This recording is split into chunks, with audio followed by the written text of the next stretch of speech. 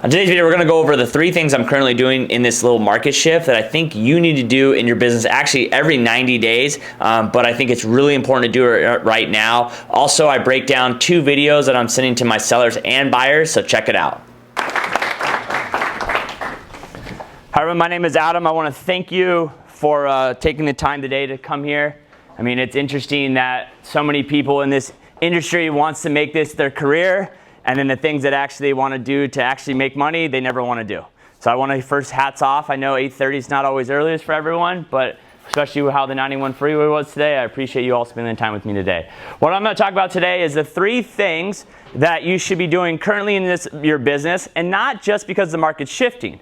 I think that's the thing that sucks, is that for the last 2 years, everything's been great, or people have been telling us it's great, but these are the things I'm doing and my team are doing every single quarter, because that's what you need to grow as your business. Then we're going to talk about 3 things I think you need to be doing in social media. And then I'm going to actually do on the board what I'm telling my buyers and sellers, and an idea for you guys to share with your buyers and sellers. We are the lighthouse of the market. We are, as professional realtors or loan officers or titles for whatever industry you're in, we are the ones that should be guiding our clients in the direction that we want to talk about in the market. And the problem is I love how from 2020 to 2022, how many agents in here or people in the industry, loan officers, like, must be nice to be in real estate, isn't it, right now? You're making so much money. But it's like, you didn't see the 20 buyers I've been shopping for the last 7 months, and now they didn't end up able to buy, and I wasted all that time. Yes, I sold a house in one day for $50,000 above, but how many people did I lose on the buy side because the market was so difficult? And now, all of a sudden, every comment I hear from people is this: how are you doing? Is the business all right for you? Why did you sell that van you had of yours? Is it times you need some money? So we went through this phase where it was like, great to be in real estate, and now the mindset that the consumer and everyone else has is, it's terrible to be in real estate. And we have to realize is if we are not guiding our clients or followers or whoever you have, your sphere, then it's our fault that they're believing what they're seeing. And you have to realize what we're competing against today that I don't think we were competing back, and this was before I was in the industry. I graduated high school in 2005, if kind of give you guys my age, but like the last time we went through a real shift in the market, we didn't have social media as much, we didn't have Facebook, we didn't have TikTok, we didn't have YouTube as strong, we didn't have all these things. So it wasn't like you were competing against enough people, Anyone who's been in the industry that long, like, you just sent your clients a mailer, or you picked up the call, or you knocked on the door. And that's how they got their information on what's going on in the current market. Now we are competing against with everyone on the internet, and everyone has a voice. And how do you stay in front of those people? And so it's never been easier to get a hold of people, but it's never been harder to stand out. And that's why it takes so much work nowadays to do well on the internet and do well in business, because you're competing against everyone.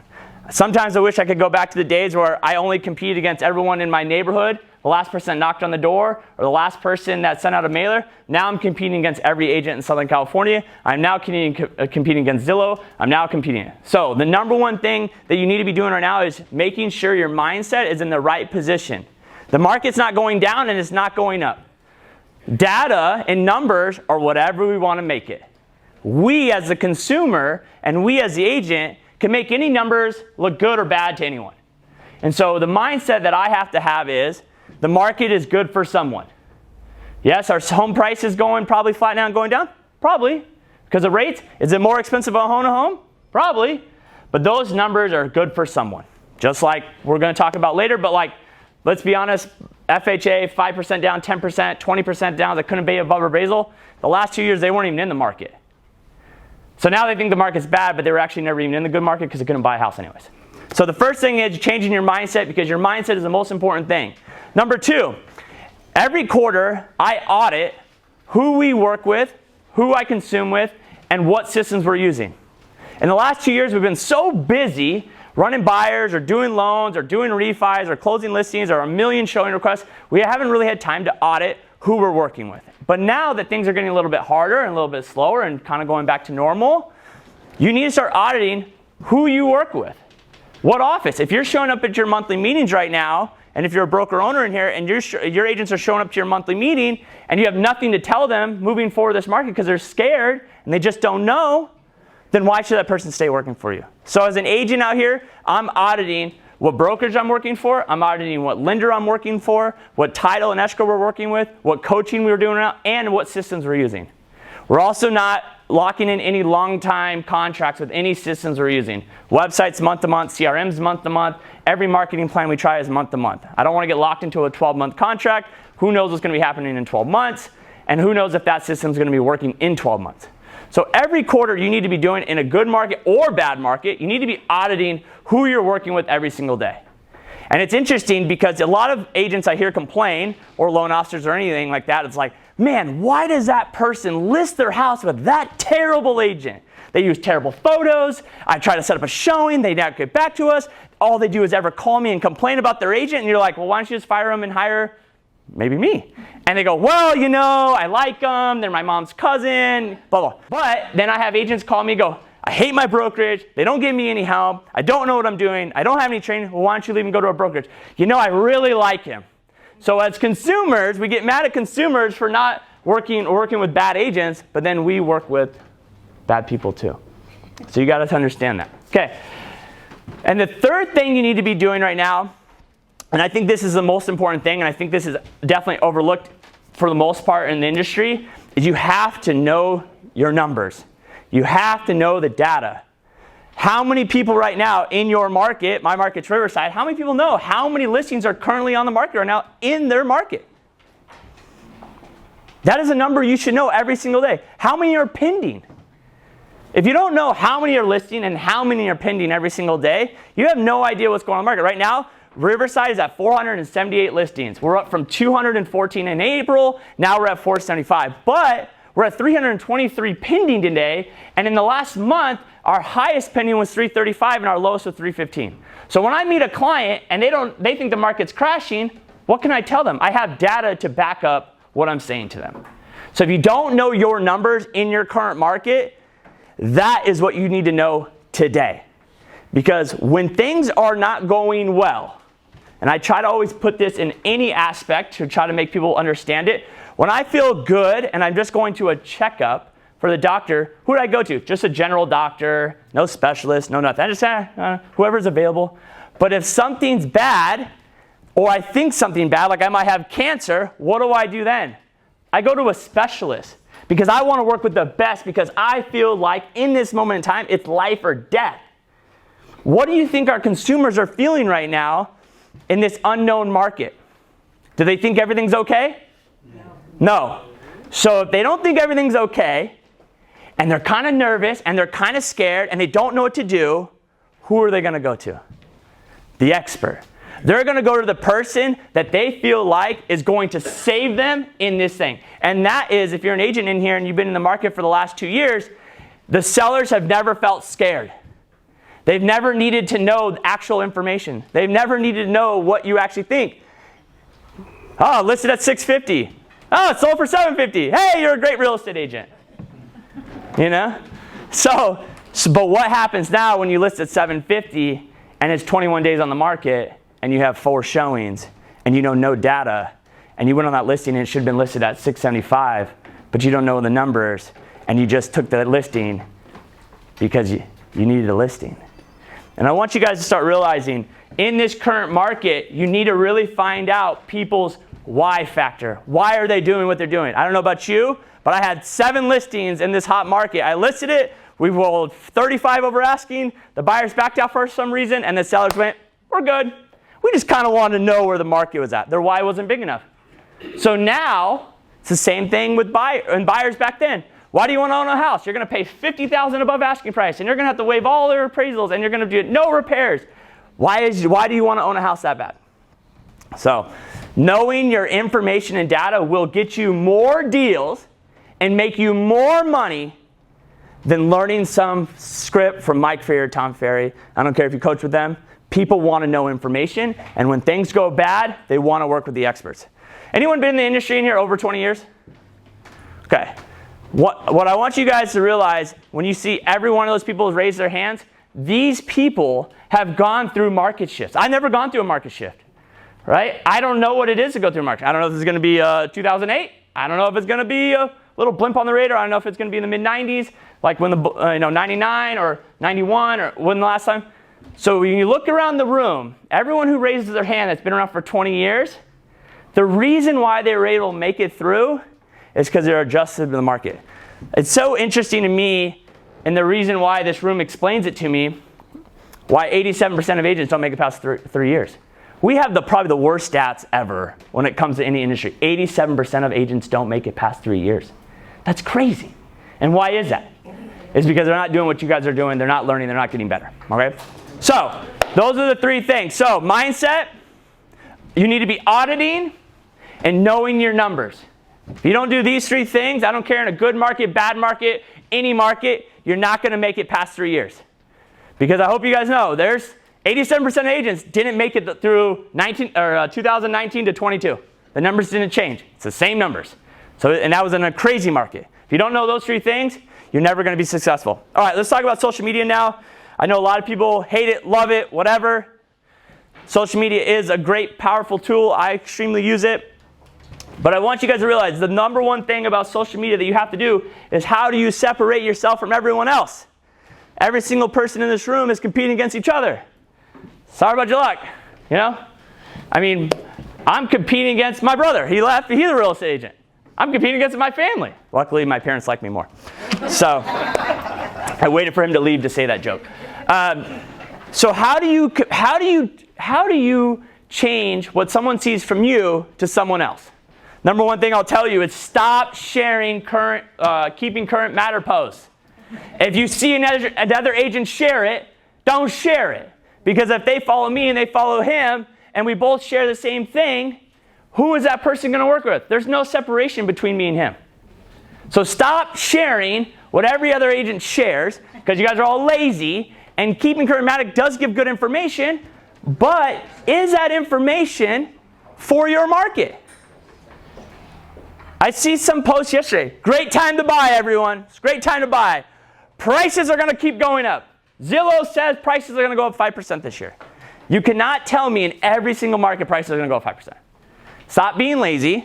Do a little bit more homework. Because what does that do for number 3? Know your numbers. So you use your numbers. They all connect. You use your numbers to make content about social media that separates you from you and everyone else. All right. The other thing is stop worrying on social media about followers, views, likes, comments. Stop worrying about those things. They don't matter. How many times do you guys go on social media and don't like or comment on something you actually like and you want to comment on it? All the time. So we don't do it as consumers, but then we're upset that no one does it for us. So stop doing that. Stop worrying about that, because if you worry about what someone comments and likes on, it will stop you from making the content that actually is going to get you buyers and sellers one day. And I think that's a big mistake people make. I know what I can make to get a lot of likes and comments. I can post my car. I can post a really expensive house that I'm not selling because I live in Riverside and my average sale price is $600. I can make some mean video where I'm talking crap on people. I can make that. That does really well. But that's not what I want to do as a brand and who I want to be represented. And so you have to figure out, step number 1, what do you want to be known as? And then everything should be focused around that information. So if you don't know what your brand represents, then you have no idea what you're going to do to actually post about. Right? Like my brand is, I want to be the smart, educated person. I want to be looked at as like a lawyer or a doctor in the real estate space. I don't do pop-buys. I don't put out brownie recipes.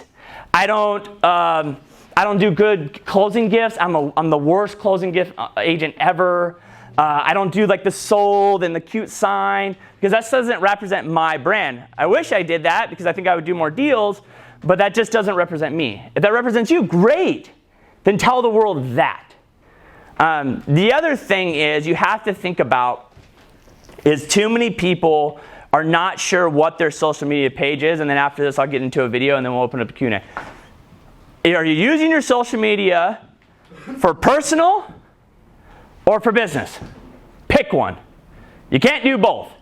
You can't show you partying all weekend in Palm Springs and then upset because you make a 30-second video saying, hey, it's a great time to buy. People aren't hitting you up to buy. Because one, they think you're a part-timer. They think that you're not professional. They think that you don't have time for them. And they think you don't work a lot. That might be true, might not be true. But what are we perceiving out into this world? You have to think about it. Like, you're running for mayor or president or whatever. So you need to pick one. Use social media for work or use it for personal. Or have two. I don't care what you do. But you can't do both. Because you have to realize is that 50% of people are going to like what you post if it's personal. It just is. You post your political beliefs, you post your lifestyle, you post whatever, 50% of your followers are going to like or not like what you do. Great. That's great if you only want to do 50% of your clients. Okay? So pick one. Business, personal. And for me, I know some agents love door knocking and love cold calling and they love open houses and they love all those things. But if the last year and a half hasn't showed us something, is those things can easily be taken away from us. And when those things were taken away from us, none of y'all knew what to do. And you guys couldn't pivot. And so that's the one thing I at least know. And I never thought open houses and door knocking and all that stuff would go away. But I never thought that would go away. But the one thing is that I know this is never going away. The internet's never going away. This isn't 1999 when people said it was a fad. And, oh, it's not going to last, and all these things. This is never going away. So, you have a choice. If you plan on being in this industry for the next 10 years, 20 years, whatever, you better get used to this and start knowing how to work this.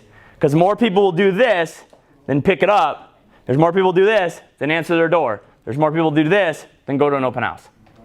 So if you're not doing this, you're not going to be able to make it. And that's just facts. And so we're going to break down, I'm going to break down a video, 2 video ideas that I'm shooting right now actually. The last thing that's important about social media is you have to make posts that are different than every other agent. And that's why I say don't share the same content everyone else shares. And you have to make content that doesn't fall in the narrative of everyone else to get their attention. So if you're screaming, the market's crashing, okay? Everyone else is saying that or whatever. But what would be a talk right now would be like, why it's a better time to buy now when rates are 6.5 than it was for when it was 3.5. Does anyone agree with that statement? Does anyone agree that it's better to buy now than then? And if you don't know that answer, that's fine. More write-offs, exactly. More choices. So it's more choices, more write-offs. But what if I said it's financially better for you to buy a house right now? Does anyone agree with that statement? Yes. So if our job, because we are the lighthouse, and we are the ones guiding the ships, aka our clients, in the direction we want them to go, then we need to be putting out there why it's a better time financially to buy a house right now. And it's very easy. And I know too many people want to go, oh, it's so hard to shoot content. And yeah, it's easy for you, Adam. You have a camera guy, and you have a media session and all that stuff. Listen, I was shooting this stuff by myself for years. And you guys are even better. Like, I was shooting on the iPhone 6, I think it was. It was like 720. It was dark. Now you have 4. Like, this camera on this phone is better than that thing back there, and half the price, 100%. Adrian doesn't want to think that because, then he doesn't have a job. But luckily, I don't know how to edit, so he does that. So this would be the video that I'm putting out right now. And I'm going to do it right on the board for you guys. So buyers, why is it financially better for you to purchase now than then? So last year, list price was 600 grand, right? On average, for me, it seemed like everything was 50 grand above asking price. I don't care what it was. Sorry, list price, 600,000. This is a better marker? Yeah, I hope. Thank you. Good job, Jessica. Sold price, 650. And back then, what was happening? Everyone was waiving appraisal. So say they had to pay 50,000 above appraised value. So they're out of their pocket 50 grand to pay that appraisal gap. 20% down is 120,000 on the 600 grand loan. So you're out of pocket 170 to get into the house, and your payment was 2,855 at 3.5 rate. Okay, so take today. List price, 650. Say prices haven't gone down. Oh, yeah, that's another thing. Does anyone know how much prices have gone down from last month and this month? 4%. Riverside, 1%. How many consumers probably think it's 10%? Probably a lot. So list price, $650. Sold price, $650. One offer, two offers, whatever. Down payment, $130. So out of pocket, $130. Obviously, we're not counting closing costs. Payment, $3,867 at a 6% rate. So, wow. Oh my God, Adam, like I can't, dude, $2,800, it's $1,000 more. Like, it's a terrible time to buy. But no one thought about the extra 50 grand they had to pay the gap. So, if you take the difference between this payment and that payment, you look out to $1,000 difference. And then if you divide that by divide that by the $50,000, it's 49 months. So 49 months at this new payment that you're going to be paying the exact same that you paid for this house if you add the $50,000 out of pocket. But Adam, prices are going to go down. They have to go down. There's no way prices are not going down. Rates are going up. The market's crashing. There's no way prices can hold up to what it is. I'm going to wait until the bottom drops out because that's what I want to wait. First off, who knows when the bottom is? And two, if you have a 585 credit score and 3.5% down, it doesn't matter if the market crashes. You're not going to be able to buy a house. So let's be honest here.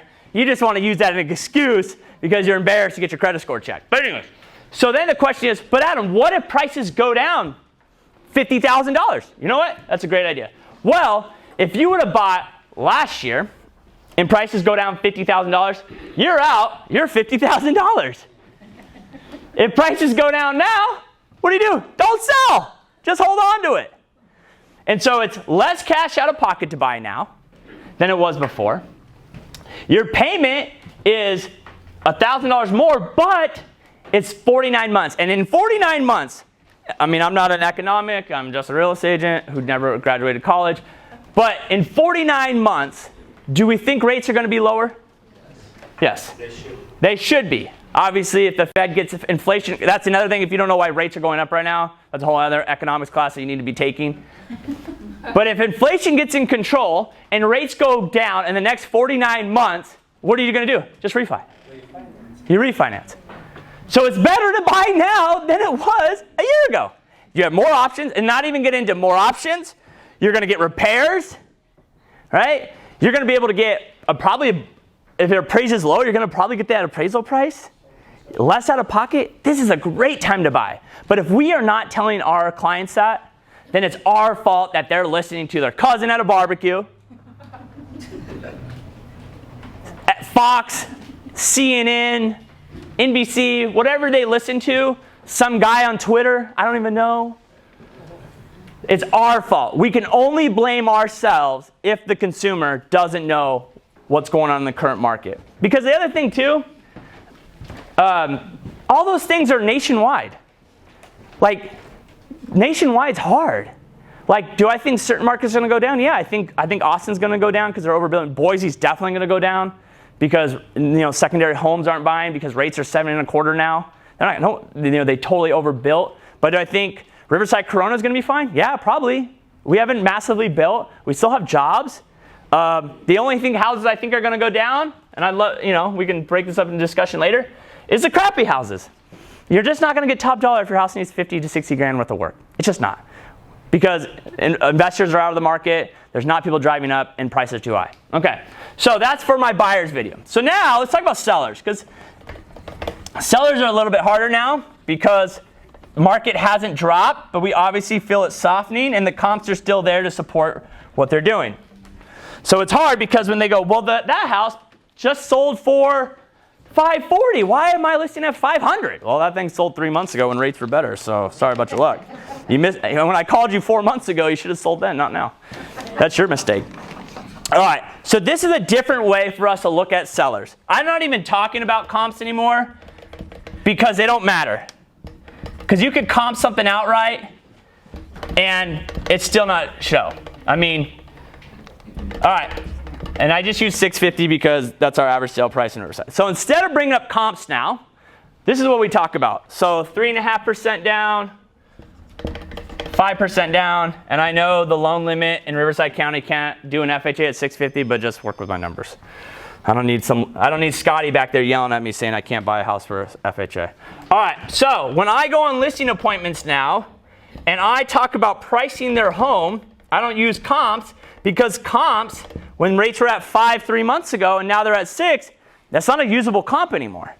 So what I talk about now, I think this is right, is why are buyers not buying houses now? It's not because of pricing, because if rates drop down to 3% tomorrow, we would have more people buying houses right away. So it's monthly payment. It's always been monthly payment. So it's monthly payment is what's stopping buyers. And sorry for my bad handwriting. I try to have bad handwriting because then it makes me feel like a doctor and smarter because you never can read what they write. But when I go on a listing appointment now, I break it down by monthly payments, not by what the house is worth anymore. So when you sit across from your seller now, and they're like, my house is worth $650. This house sold for $650 3 months ago. My house is just like that one. My house is great. Totally agree with you. Your house is as good as that. And 3 months ago, you probably would have got $650. But we're not at $650 anymore. Or that house, I love how the house just sold. It sold a year and a half ago. What are you talking about? Like, I always love that. It sold like 3 weeks ago. It sold a year ago. So on sellers now, what we're talking about is monthly payments. So when I go on a listing appointment now, and my sellers maybe arguing with me on price, they go like this. Well, my house is worth $650. Okay, great. Let me ask you a question. If we have a 3.5% buyer coming on this house, they're paying $5,100 a month for this house. A 5% down is $4,900, 10% down is $4,700, and a 20% is $3,900, and that's at 6% interest rate. Would you pay $5,000 for your house right now per month? The answer is obviously no. So I break down by monthly payments, and then what we do is we bring in what's rentable in that area and compare it to that. So if I'm a buyer coming into, I need to move into this neighborhood. I want the schools. I want to be closer to work. I want to be like this. Like I don't own a house. I actually make videos saying buying a house is stupid. I know, crazy, real estate agent saying that. But I've just made a video talking about why I did not buy this one house. I really loved it. It was great. But my payment would be $4,900 a month. It was $100,000 out of pocket for me. It was only a 3-bedroom, 2-bath. I really need a 4-bedroom, 2-bath. I'd really like a pool, but if I can add one later on. I even saw a house last night I loved, but not for $5,000 a month. It needs another set. So I want to be realistic to my clients. So I make a video why buying a house is stupid, or why I haven't bought a house, but why I would buy a house. And so as I'm a consumer, because I am in the buying market, I go to my sellers. Hey, listen, if I wanted to buy in your market, why would I pay $5,000 a month for your house and be out $35,000, $40,000, say $50,000 for your house on my down payment, when I could just rent a better house next door for $4,500 a month and wait for the market to go down?